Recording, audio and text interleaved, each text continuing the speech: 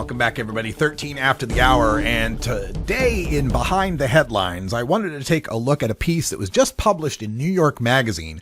It's entitled, Your Grandmother's Guide to Pot. Now, as these kind of articles go, it's a pretty decent primer on the state of marijuana in America for someone who may have been out of the loop for a while or just now learning about it. It's not a bad piece as far as that goes. But I do have one major problem with it, and that it repeats that hoary myth that today's marijuana is not your father's Woodstock weed. Ooh. Please, media, stop propagating this myth that the 1960s weed was 1% THC, or that the 1990s weed was 3% THC. Does anybody really believe that Cheech and Chong were smoking 1% THC joints? Does anybody really believe when they were sipping on gin and juice that Snoop Dogg and Dr. Dre were firing up 3% THC blunts?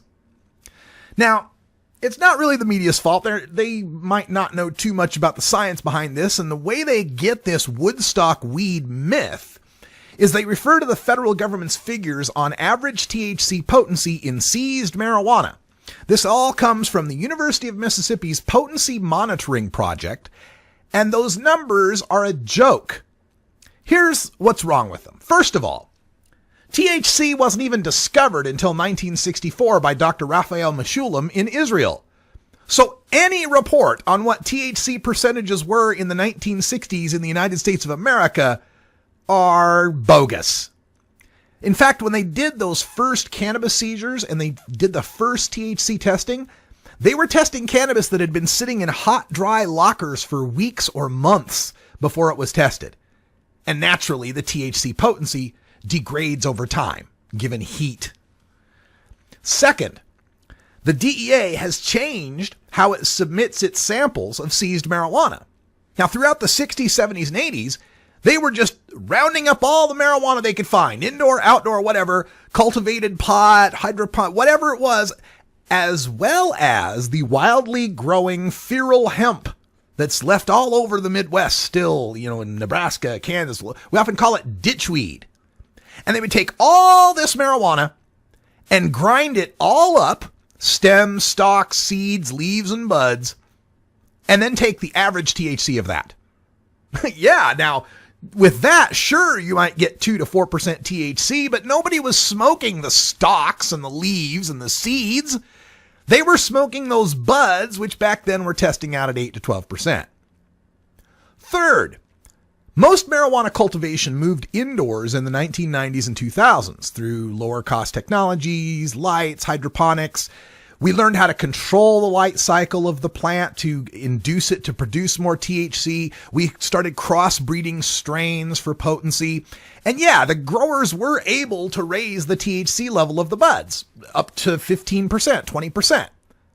But when the government was doing their seizures back in the 90s and 2000s, they were still including outdoor weed. They were still including Mexican brickweed imports. And so, yeah, the average moved up to about 7 or 10%. And then fourth, as we perfected indoor growing here in America, and as we loosened our laws through medical marijuana and now legalization, fewer people are importing and smoking Mexican brickweed.